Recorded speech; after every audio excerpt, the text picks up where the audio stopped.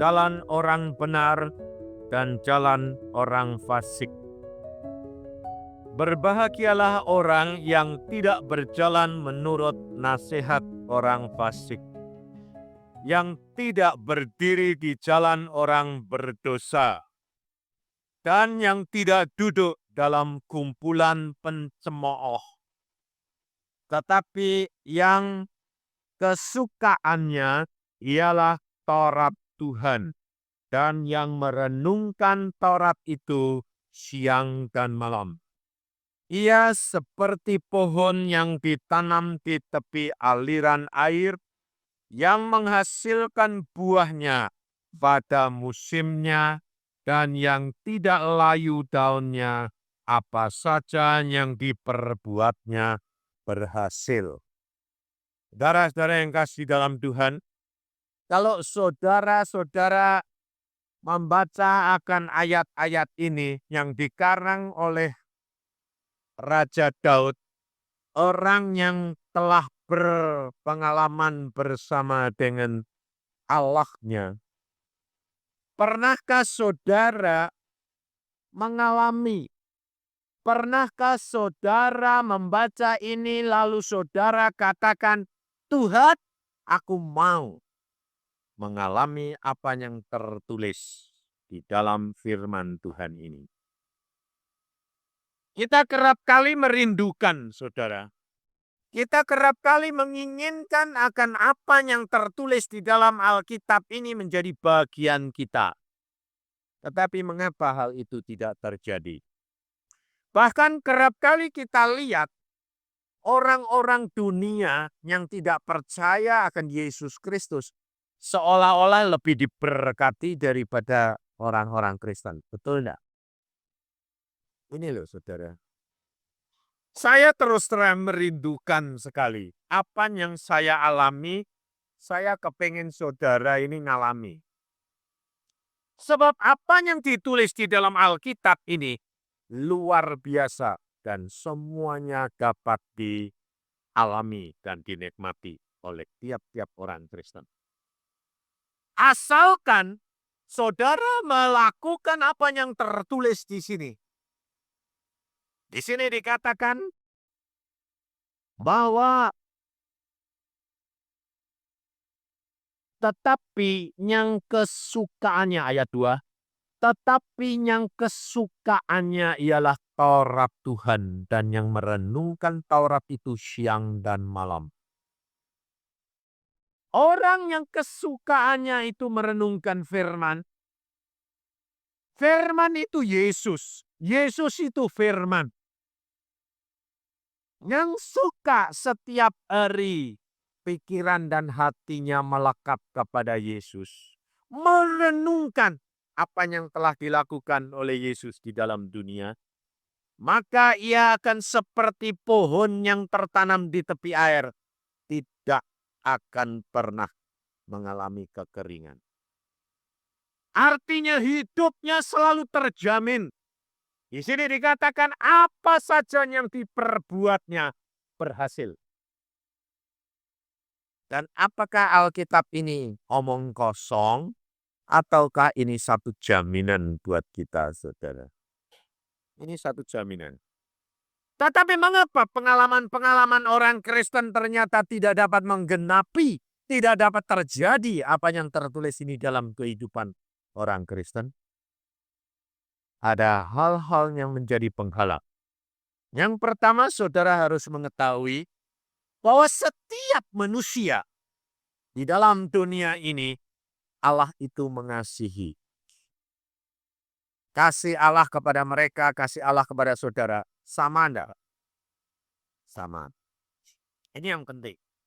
Supaya saudara itu mengenal akan keadaan Allahmu yang sesungguhnya.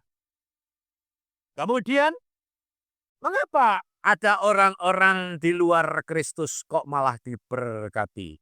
Seolah-olah diberkati berlimpah-limpah.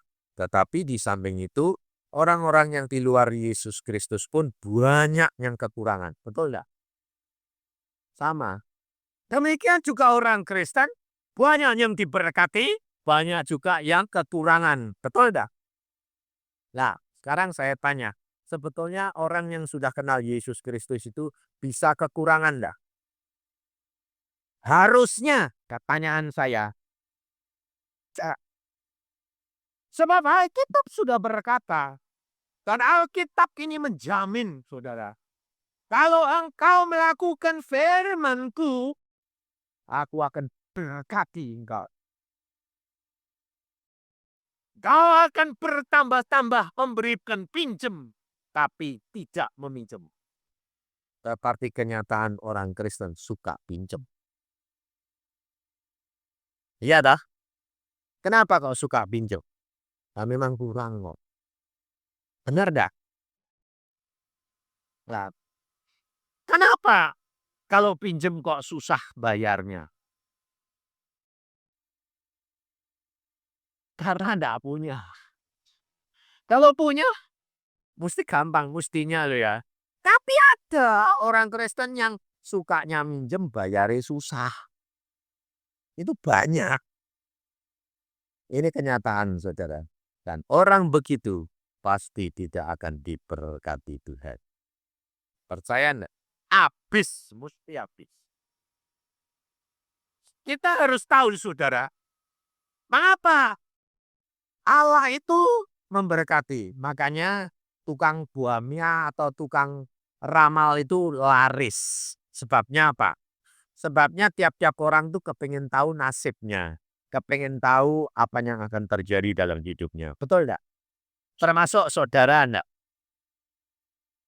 Ya dah. Saya yakin orang Kristen itu. Kenapa orang Kristen itu banyak yang main-main dengan tukang ramal dan kuasa gelap? Karena tidak mengenal. Padahal Alkitab ini sudah berjanji dan saya lakukan dan saya menikmati luar biasa. Keluarga kami ini, saya ini terus terang diberkati Tuhan luar biasa. Bukan diberkati karena saya seorang dokter, enggak. Tapi diberkati karena menjadi pelaku firman. Saudara tahu. Sebab secara manusiawi lebih enak dokter daripada hamba Tuhan. Tetapi saya katakan, bukan karena saya jadi hamba Tuhan diberkati, tetapi menjadi pelaku firman itu yang menjadi pemberkatan. Karena ini penggenapan firman Tuhan. Sebabnya kenapa saya katakan begitu? Banyak hamba Tuhan yang kekurangan juga. Betul enggak? Jadi bukan jadi hamba Tuhan diberkati. Tidak. Tetapi menjadi pelaku firman yang akan diberkati. Nah, tetapi mengapa ada orang-orang yang tidak percaya dan tidak melakukan firman kok diberkati? Ini masalahnya. Makanya saya ingin mengajak kepada saudara untuk menikmati apa yang saya nikmati, ngerti dulu. Kalau tidak ngerti, repot. Kita harus mengerti Allah kita, hukum alam ini asalnya dari hukum Allah atau tidak. Ya. Kemudian mengapa setan kerap kali bisa tahu apa yang akan kita alami? Sebab setan itu dulu adalah tangan kanannya Allah. Dia adalah salah satu penguasa di dalam surga. Di antara Jibril, Mikhail itu ada satu itu si Lucifer ini. Dan dia tahu persis akan apa yang Allah sudah berikan tanda-tanda di dalam kehidupan ini. Sehingga hal itu menjadi hukum Allah. Dan tiap-tiap manusia itu sudah punya jatah. Lalu di dalam bahasa Cinanya itu saya tidak ngerti bahasa Cina, tapi ada kata-kata logi. Jadi setiap orang itu sebetulnya sudah punya hoki, artinya punya berkat, punya jatah sendiri-sendiri. Dia Kristen, tidak Kristen, kenal Allah, tidak kenal Allah, Allah tidak peduli karena dia dilahirkan sudah punya jatah. Ini saudara harus tahu. Nah, sekarang kalau orang itu sudah punya jatah jadi orang kaya, meskipun dia tidak kenal Yesus dan tidak menyembah Allah, tetap kaya enggak? Tetap kaya. Tetap, karena itu sudah jatah. Loh, tapi apakah dia nanti bakal masuk surga? Belum tentu. Satu. Kedua, apakah dia yang sudah dijatahkan punya hoki kaya itu bisa nikmati kekayaan? Belum tentu. Karena apa? Alkitab berkata, ada orang kaya tapi tidak bisa menikmati kekayaannya. Loh, sekarang saya tanya, ada enggak? Nah, ada. Orang kaya raya dapat berkat banyak, tapi pikirannya kikir. Jadi meskipun dia diberkati banyak, ya pikirannya kikir. Timbang nanti habis, makanya nasi garam, tekanan darah tinggi. Nah, kalau tekanan darah tinggi akhirnya tidak bisa makan garam, makan apa? Hah? Apa bisa dinikmati? Tidak bisa. Makanya ada kejadian ini di Gunung Kidul. Di Gunung Kidul. Seorang ini keturunan Cina. Orang Cina itu paling terkenal ulet. Dia jual apa? Jual air. Dipikul sendiri. Dipikul sendiri. Tiap hari dia jual air, pikul, dan nganter. Kira-kira dia kaya atau miskin? Semua orang kasihan. Makanya setiap hari cukup dengan tahu tempe. Tahu tempe, tahu tempe. Dan saudara tahu rumahnya dari bambu. Apa terjadi saudara? Dia tiap hari kerjakan sampai akhirnya dia tidak kuat, kena sakit, mati. Semua orang sayang kasihan kok mati. Lalu banyak teman-temannya yang datang, yang langganannya itu datang, lalu beresin. Miskin luar biasa, pada waktu dibukai di bawah tempat tidurnya ada emas kilo-kilonan. Sampai orang tidak bisa mengerti. Orang miskin gini, sengsaranya kayak gini, nyimpen emas di bawah tempat tidurnya, tidak bisa dinikmati, mati kelaparan. Ayo, sekarang saya tanya, orang itu kaya enggak? Hah? Bisa nikmati enggak? Punya jatah kaya enggak? Punya. Tapi enggak nikmati. Loh, ini loh saudara. Nah, ya ini anehnya. Yang aneh bin ajaib. Orang Kristen itu enggak punya, tapi nikmati. Itu anehnya orang Kristen. Supaya ada. Saudara percaya enggak? Tapi saudara belum ngalami dah. Nah itu. Lebih aneh lagi orang Kristen tapi tidak ngalami. Itu lebih aneh lagi itu. Sebabnya apa? Saya berkata orang Kristen itu hidupnya tidak normal. Karena apa? Tidak punya tapi punya segala-galanya. Alkitab ya yang ngomong, bukan saya. Rasul Paulus berkata, aku tidak punya tapi aku punya segala-galanya. Alkitab yang ngomong. Dan itu saya buktikan. Saya tidak punya secara manusiawi, tapi saya dapat segala-galanya. Kan apa? Saya itu kalau ada apa-apa tuh gampang. Saya makanya bilang apa? Saudara itu enggak usah susah-susah ikut Yesus, itu asal menjadi pelaku firman, saya jamin. Tidak usah takut, tidak usah khawatir. Allahmu itu penjamin dan dia Allah yang maha kuasa. Kenai dia sungguh-sungguh, engkau tidak akan kecewa. Di sini saudara-saudara seiman sudah banyak yang membuktikan. Membuktikan memang luar biasa Allah itu. Karena apa? Mau menjadi pelaku firman. Apakah dia hamba Tuhan? Tidak. Tetapi dia menjadi pelaku firman. Maka dari itu, orang Kristen yang sudah lahir precep Kristen, apalagi kalau sudah tak bilang, aku dikandung sudah Kristen. Lalu karena apa? Sudah pergi ke gereja puluhan tahun.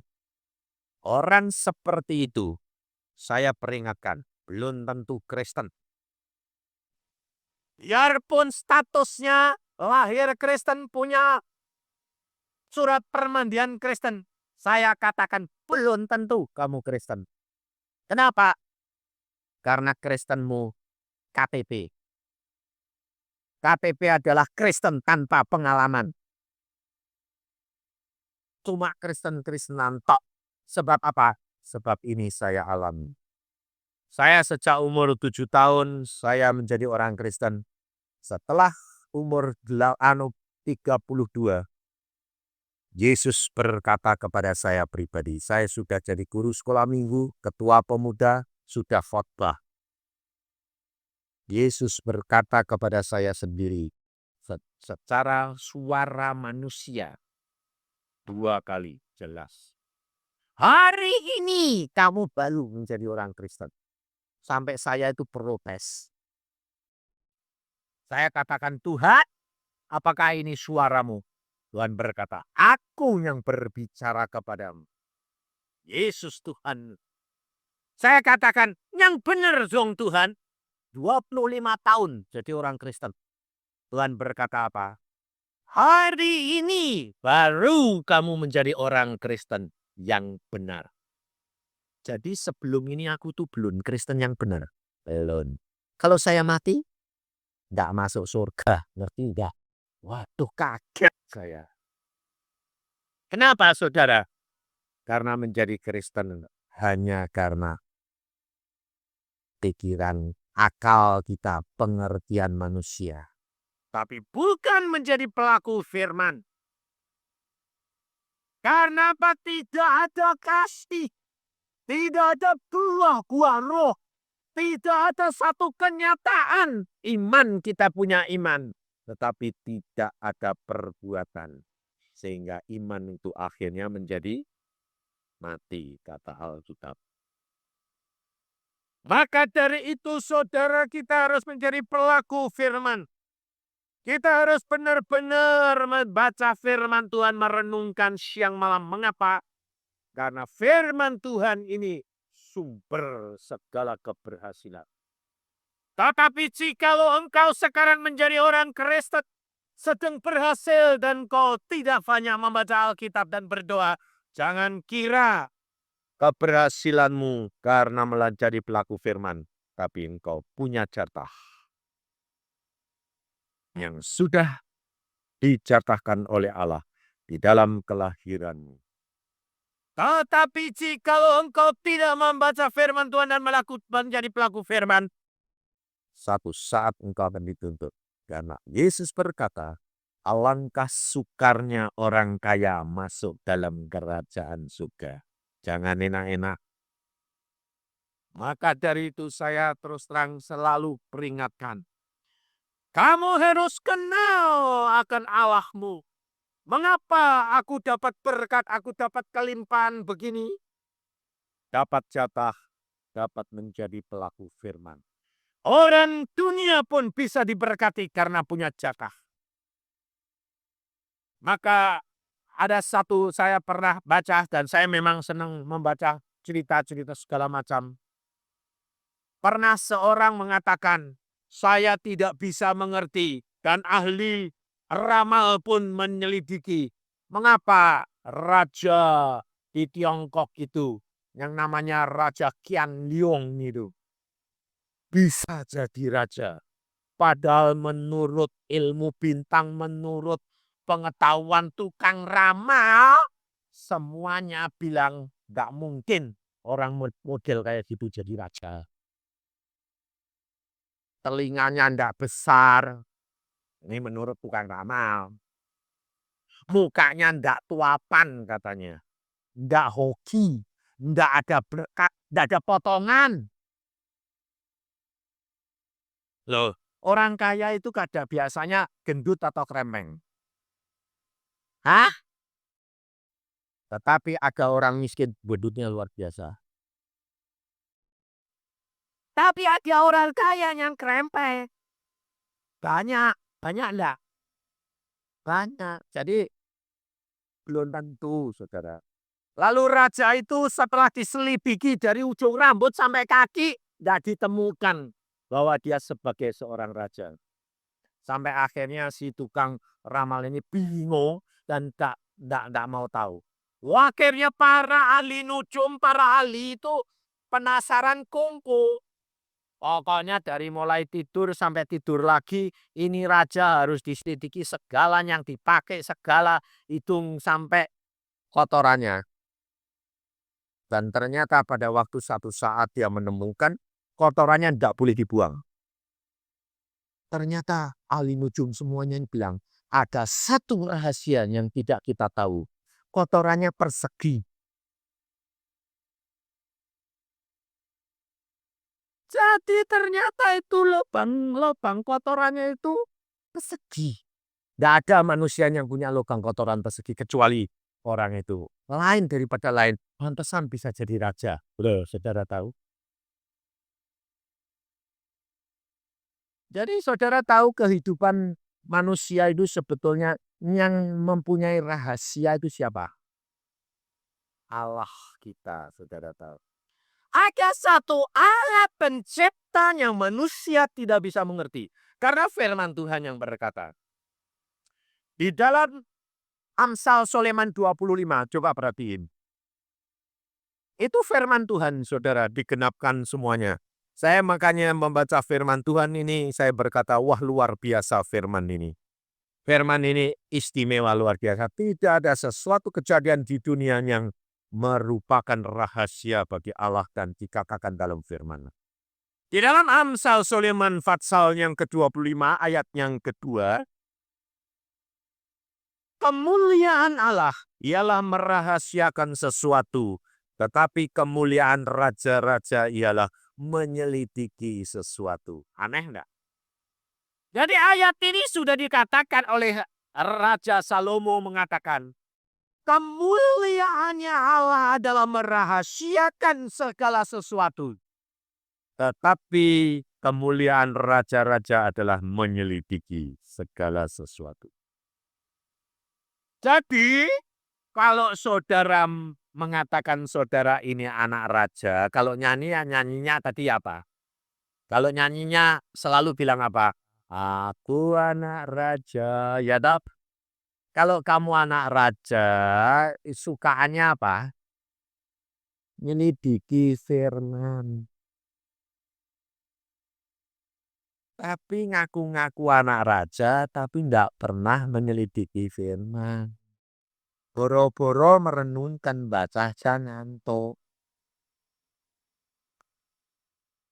Kalau engkau mau menyelidiki, kau akan mendapatkan firman ini menjadi mutiara-mutiara dan menjadi harta terpendam.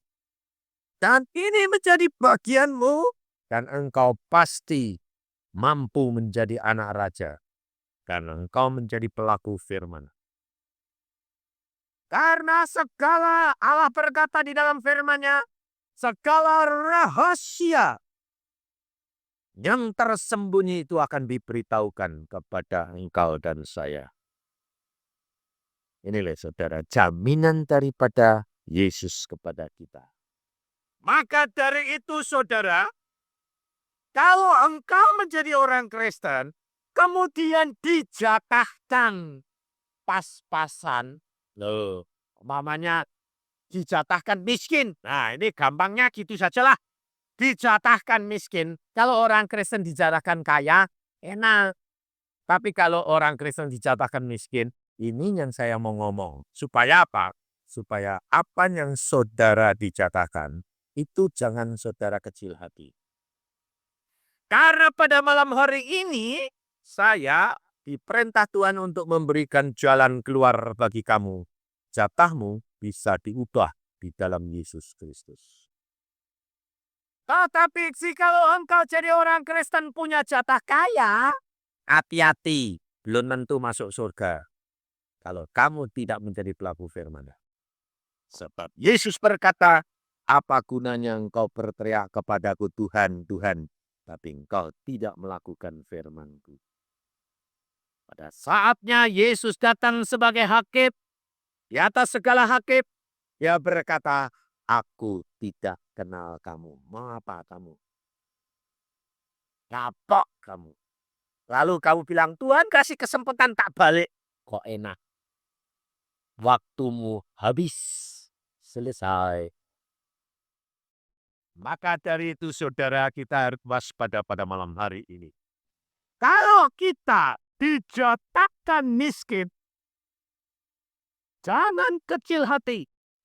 Sebab firman Tuhan berkata, Yesus berkata, aku datang untuk memberikan hidup domba-dombaku berkelimpahan. Dan apa janji daripada Yesus? Kita akan baca di dalam Markus pasal yang ke-10. Di dalam Markus pasal 10 ayat 28. Di dalam Markus pasal 10 ayat 28.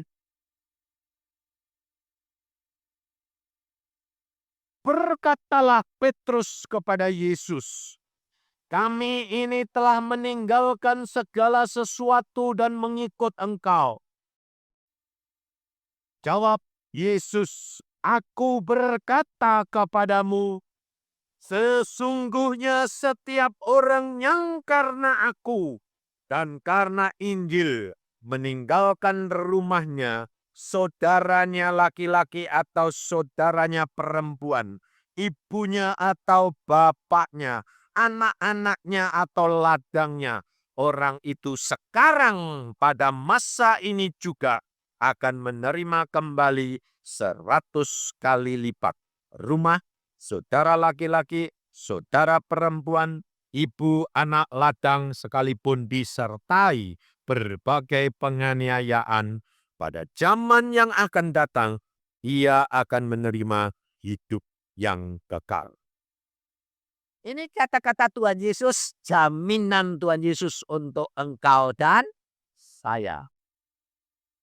Yesus tidak mengatakan, Yesus tidak memperdulikan engkau punya jatah kaya atau miskin. Tetapi Yesus berkata, barang siapa yang mengikut aku. Ini satu jaminan, saudara. Kalau engkau mengikut Yesus, engkau wajib melakukan apa yang Yesus katakan. Betul tidak? Maka dari itu dia berkata, barang siapa berani meninggalkan rumahnya, artinya dia tidak terikat oleh harta bendanya. Lepaskan ikatan pikiran hati saudara daripada apa yang engkau punya. Sebab biasanya orang itu tidak bisa terlepas daripada apa yang dia punya. Rumahnya, berarti rumah secara jasmani dan rumah secara tubuh badani ini. Karena Yesus sudah berkata, kalau engkau mau mengikut aku harus menyangkali dirimu. Tanpa engkau menyangkali dirimu, engkau tidak dapat menjadi murid Yesus. Tanpa engkau menyangkali dirimu, engkau tidak akan dapat menjadi pengikut pelaku firman. Karena apa? Karena pikiranmu selalu terikat oleh keadaanmu ini.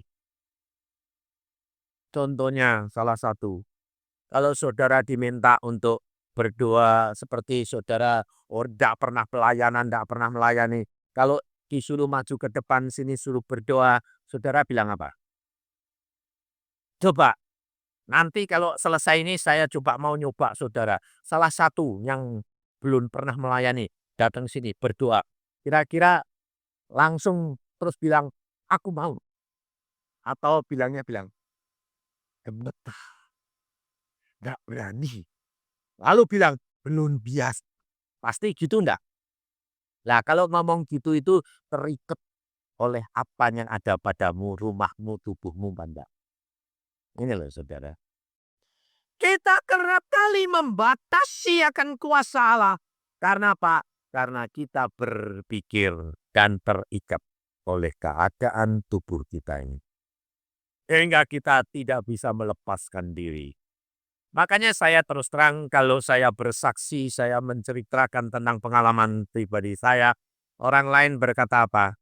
Nggak percaya saya karena ceritanya kayak dongeng. Masa bisa? Memang saya sendiri akui cerita saya, hidup saya kayak dongeng. Benar. Sebab kalau saya omong-omong sama istri saya, sama anak-anak saya, kita cerita-cerita, saya berkata kerap kali berkata gini, Papa ini ngerjain apa kok sampai diberkati Tuhan kayak begini? Nggak bisa ngerti. Berkat datang berkelimpahan seperti ini, Papa nggak kerja apa-apa. Iya, saya tahu, luar biasa. Saya selama 40 hari, 40 malam itu mengasingkan diri. Nggak ninjil, nggak ketemu orang. Kira-kira kalau saya ini masih terikat dengan pikiran dan tubuh saya, serta istri dan anak-anak saya di rumah, saya memikirkan enggak, istriku nanti makan apa bulan ini?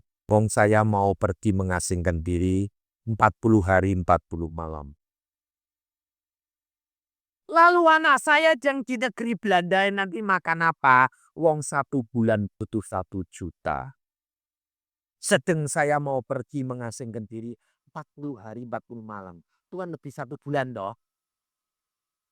Kira-kira kalau saya mikirkan gitu, tetapi hati saya mikir gitu, tapi tubuh saya ngasingkan diri. Tuhan seneng enggak? Hah? Lalu itu menjadi pelaku firman atau tidak? Tidak. Saudara tahu toh itu tidak lah. Saudara kerap kali ngalami gitu enggak? Sembayang, tapi pikiranmu melayang.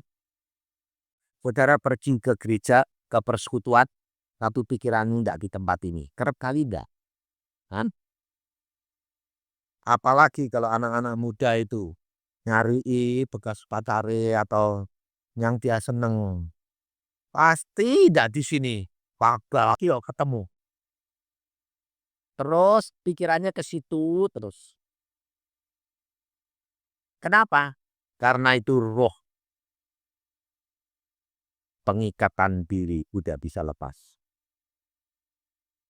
Tapi saya pada waktu diperintah Tuhan begitu saya katakan, Tuhan, aku jalankan. Nah, tapi ada pikiran yang lain. Bagaimana dengan istri anak-anakmu? Allah merintahkan, Allah harus bertanggung jawab. Saya jawabnya. Loh, saudara kalau diperintah sama bosmu, suruh pergi. Bosmu bertanggung jawab enggak? Saudara sebagai seorang ayah, kalau berani merintah anakmu, saudara bertanggung jawab enggak? Ya. Saya katakan, Allah akan memelihara istri dan anak-anakku. Istri dan anak-anakku, dia mengatakan, Papa, berangkat kapan? Besok. Apakah dia tanya, nanti kita bagaimana, Pak? Jaminannya ini, kebutuhan. Anakmu yang di negeri Belanda bagaimana? Ya, istri saya tidak tanya, anak tidak tanya. Kenapa? Mereka sudah sehati dengan saya. Dia berkata, Allah pasti peliharakan kita. Saya tahu. Apa terjadi? Saya berangkat 40 hari 40 malam setelah itu saya pulang. Saya malah tanya anak saya. Halo? Wah, Papa sudah pulang? Udah. Dan saya pulang sampai jenggot saya ini tumbuh panjang. Warnanya putih lagi. Jadi jenggot saya putih, ininya hitam. Jadi antuk sebetulnya.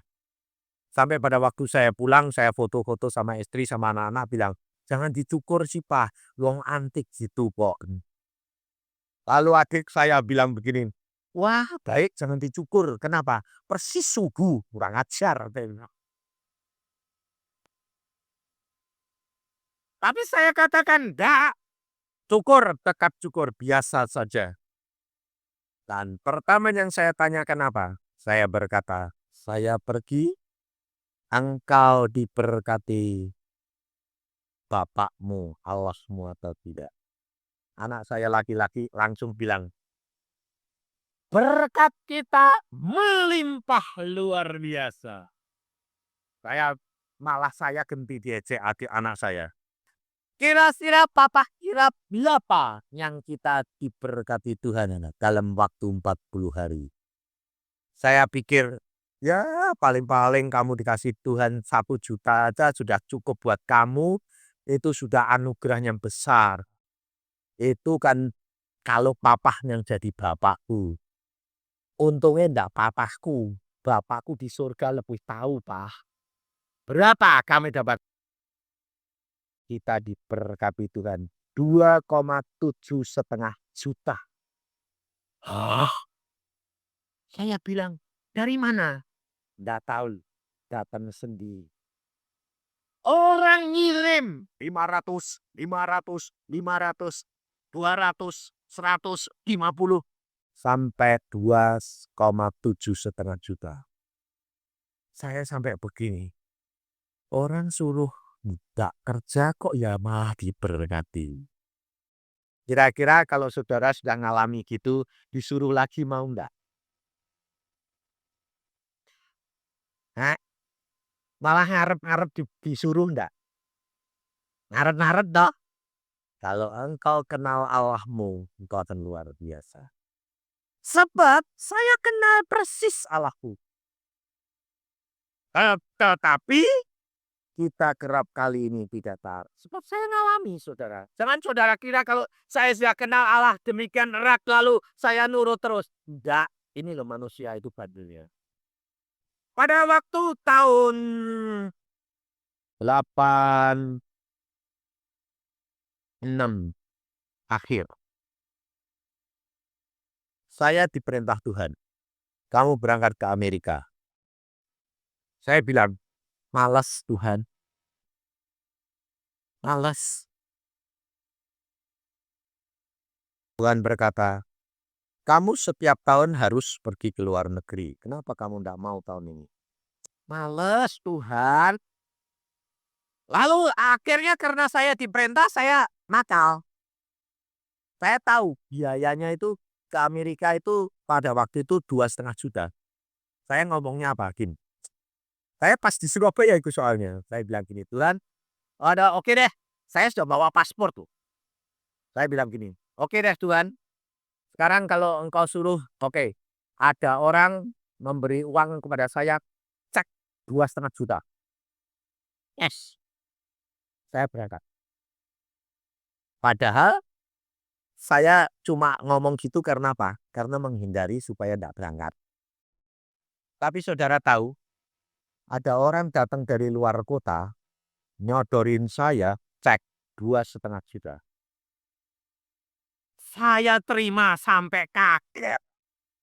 Saya kira cuma 250, saya kasihkan Pak Samudi, saya suruh nukarin duit kontan. Sam, tukarin duit kontan 250.000 tuh bang saya bawa pulang, cek. Waktu dia baca, mau kamu 250? Kenapa? Awang 2,5 juta kok minta cuma 250. Hah? Bos? Ya 2,5 juta. Kaget saya. Tuhan, matang saya ini harus berangkat ini. Tapi saya bandel, saya bilang, "Dah Tuhan, maaf, Mbak jadi. Saya mau uangnya Dedeh." Saudara juga gitu tak kerap kali dah. Ayo, kerap kali kalau sudah minta sesuatu, sudah dikasih, kalau uangnya sudah terima, disuit enggak? Timbang dibuat itu lebih baik dibuat ini saja, betul enggak? Hati-hati, jangan main sweet-sweetan ya. Saya sendiri ngalami, saya terima itu, saya bawa pulang, saya tidak mau berangkat. Apa terjadi? Mobil saya keluar dari dalam garasi, didorong pembantu perempuan saya, keluar jalanan ditabrak truk, habisnya 1,5 juta. Itu belum selesai. Setelah selesai, saya jual, Tuhan katakan, rugikan 1 juta. Suruh ngasih. Waduh, ya sudah saya kasih. Saya hitung-hitung, setelah saya sembahyang, kok rugi kok sampai 2,5 juta. Tuhan berkata apa? Aku sudah berikan kamu pergi ke Amerika. Tidak mau ya tarik balik. Bayangin. Saya sampai gini, Tuhan, engkau kok Kok keras sekali sih? Aku adil. Kamu berani minta, harus berani menjalankan. Saudara, kehidupan kekristenan. Kalau engkau sudah berdoa minta sesuatu, engkau harus berani menjalankan konsekuen. Kalau engkau tidak menjalankan, engkau akan dituntut oleh Allahmu. Mengapa? Karena setiap perkataanmu masuk ke dalam meja Tuhanmu. Dan engkau ada seorang penuntut iblis yang selalu menuntut apa yang pernah engkau katakan dan lakukan. Yesus berkata, barang siapa mengikut aku dan berani meninggalkan segala-galanya, ia akan mendapatkan 100 kali lipat. Berarti berkat berkelimpahan. Biarpun kau jatahmu engkau sebetulnya miskin, tapi kalau engkau menjadi pengikut Yesus, dirubahkan yang sedikit menjadi 100 kali lipat. Apa anda kelimpahan? Tapi saudara tidak berani mengorbankan yang sedikit. Karena apa? Karena takut kelaparan. Saudara, kita kerap kali membatasi kuasa Allah. Kita kena serangan penyakit. Kerap kali kita kalau sudah kita berani, Tuhan aku serahkan ke dalam tangan-Mu. Tetapi ternyata sudah mulai terasa, mulai bingung lagi. Mana itu penyerahan? Noleh lagi. Ada seorang, saya pernah katakan kepada dia, jangan coba-coba menoleh ke belakang kalau kamu tidak mau kena penyakitmu lagi. Dia ini seorang perempuan kena batuk itu 6 bulan tidak habis-habis. Tidak sembuh-sembuh. Sudah ke dokter mana aja tidak sembuh. Ditakutkan kanker. Akhirnya dia berkata, Tuhan aku serahkan hidupku dalam tangan-Mu. Kalau batuk ini terus ya biar. Kalau harus mati ya mati. Akhirnya dia sembuh. Setelah sembuh sama sekali dia bersaksi. Aku sudah disembuhkan Allah yang luar biasa. Saudara tahu apa terjadi? Demikian dia turun dari mimbar saksi. Batuknya datang lagi. Enggak berhenti. Ada cecek. Enggak, malunya luar biasa. Sudah saksi, sudah sembuh. Turun dari mimbar, batuknya datang lagi. What? Terus kemudian pada waktu saya khotbah, saya berkata, saudari, engkau ketipu setan. Pada waktu kau sudah bersaksi, engkau turut. Setan mau menguji engkau. Apakah engkau menoleh ke belakang atau tidak? Engkau tidak digaruk-garuk, dikili-kili lehermu supaya batuk lagi. Pada waktu kamu mulai batuk lagi, pikiranmu berkata, lu batuk lagi. Kalau kamu berkata, iya ya, kamu akan kena batuk lagi, lebih parah. Tapi kamu harus sekarang katakan, aku sudah sembuh dan ini hanya semu belaka.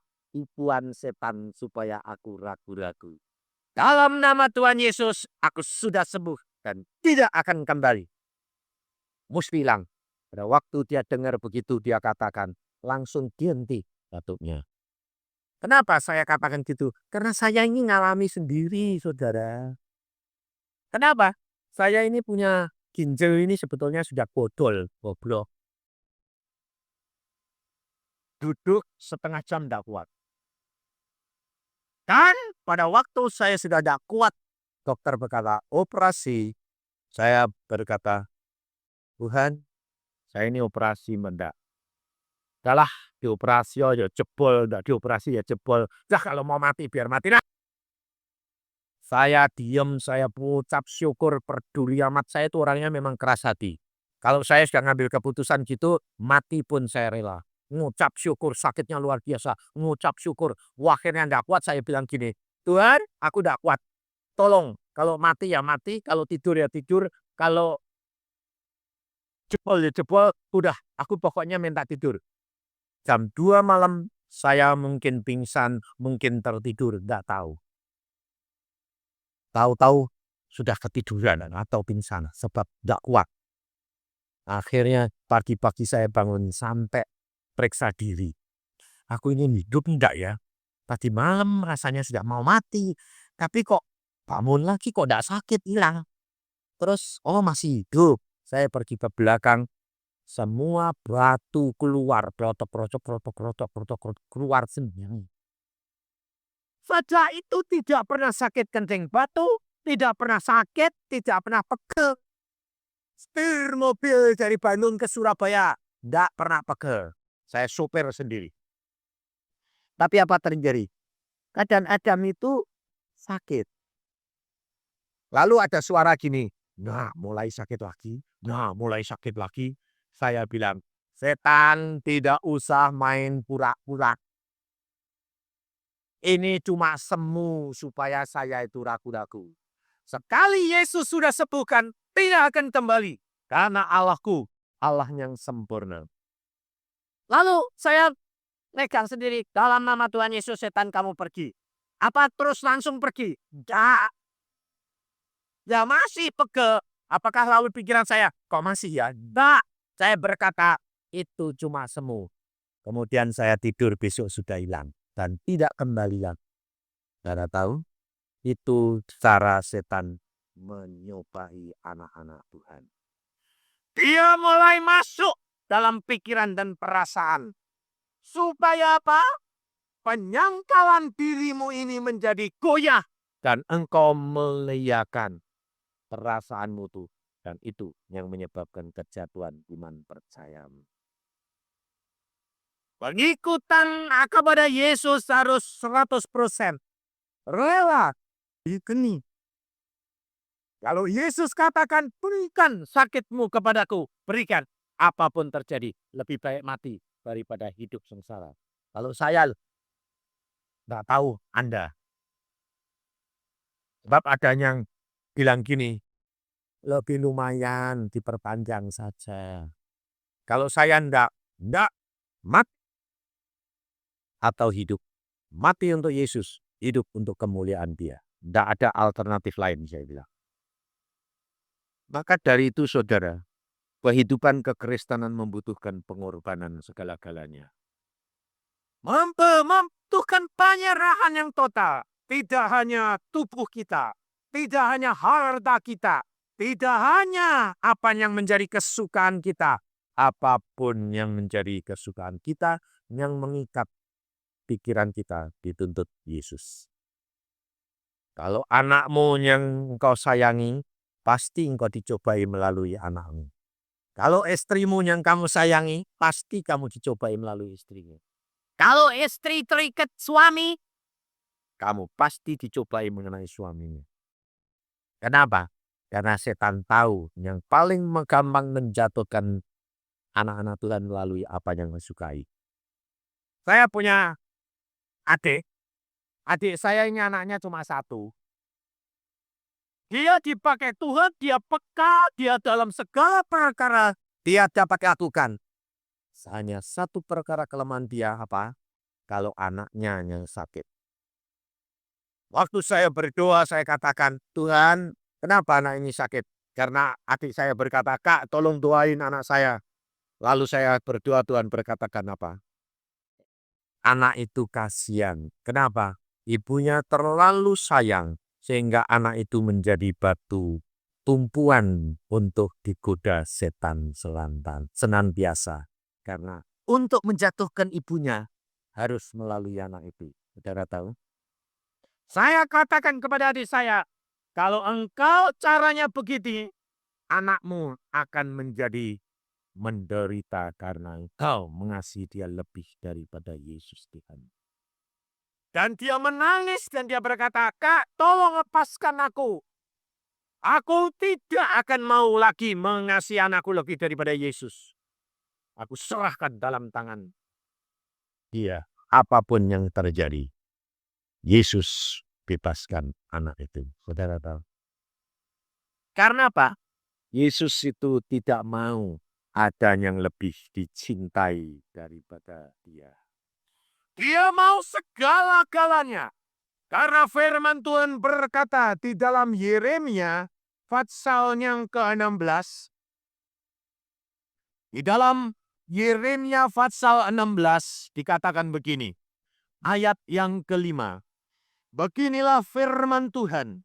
Terkutuklah orang yang mengandalkan manusia, yang mengandalkan kekuatannya sendiri, dan yang hatinya menjauh daripada Tuhan. Yang di sini dikatakan, terkutuklah orang yang mengandalkan manusia. Manusia siapa? Baik manusia lain maupun manusia diri saudara sendiri. Saudara tidak akan mendapatkan berkat. Saudara tidak akan dapatkan janji daripada Allah ini digenapi. Karena firman Tuhan sudah mengatakan terkutuk. Orang yang terkutuk tidak akan mendapatkan berkat. Maka dari itu saudara harus hati-hati. Jikalau engkau punya jatah menjadi orang kaya, jangan sampai engkau menjadi terkutuk dan tidak masuk surga. Karena engkau berharapkan dirimu, kau berharapkan kekuatanmu, kau berharapkan kekayaanmu. Sadar bahwa semuanya adalah anugerah Allah. Dan firman Tuhan ayat yang ke-7 dikatakan, diberkatilah orang yang mengandalkan Tuhan, yang menaruh harapannya pada Tuhan. Ia akan seperti pohon yang ditanam di tepi air, yang merambatkan akar-akarnya ke tepi batang air, dan ia tidak mengalami datangnya panas terik, yang daunnya tetap hijau, yang tidak khawatir dalam tahun kekering, dan tidak berhenti menghasilkan buah. Orang yang mengharapkan Allahnya tidak akan kekurangan, apapun boleh terjadi. Saya baru-baru ini saudara, hidup saya dari bulan ke bulan bergantung kepada Yesus. Tidak bergantung kepada manusia. Saya dalam waktu 4 hari, di Surabaya 2 hari, di Jakarta 2 hari. Di Jakarta saudara tahu, saya melayani 2 hari, di Surabaya 2 hari. Dan saya cuma ngomong sama Tuhan begini. Tuhan, saya mau mengirim anak saya di negeri Belanda karena ini permulaan tahun pelajaran baru. Saya mau mengirim kepada dia 2.000 gulden. Saya cuma katakan di dalam doa saya katakan Tuhan aku mau mengirim anakku 2.000 gulden dalam waktu singkat ini. Istri saya bilang apa? Nanti saja toh kalau pelayanan penuh. Saya bilang, jangan batasi kuasa Allah. Allahku sanggup lakukan segala perkara. Apapun yang Allah berikan, Allah sanggup berikan dalam waktu sekejap. Apa terjadi saudara? Dalam waktu 2 hari, saya pulang dari Jakarta.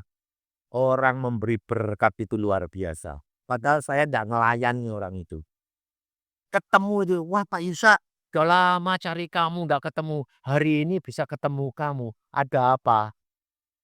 Ada berkat buat Anda. Bayang. Plok, plok, plok, plok, plok. Pulang bawa uang 2 juta. Sampai saya bilang, loh, kumpul 2 hari saja kok tektok, kok kumpul kok 2 juta. Langsung saya kirim anak saya. Istri saya bilang, sudah ada? Udah. Kok cepet? Kalau Allah mau buka pintu berkat, tidak ada orang yang berani menutup. Betul enggak? Saudara tahu, barang dagang susah kayak begini. Tapi saudara, tidak ada barang yang mustahil. Allah sanggup lakukan segala perkara karena firman Tuhan berkata, berbahagia orang yang berharap kepada Allahnya. Tidak ada barang yang mustahil. Rahasianya, lakukan firman, baca firman. Kau akan diberkati oleh Tuhan. Karena firman-Nya sudah berkata, apa saja yang dilakukan akan berhasil. Amin. Mari kita berdoa.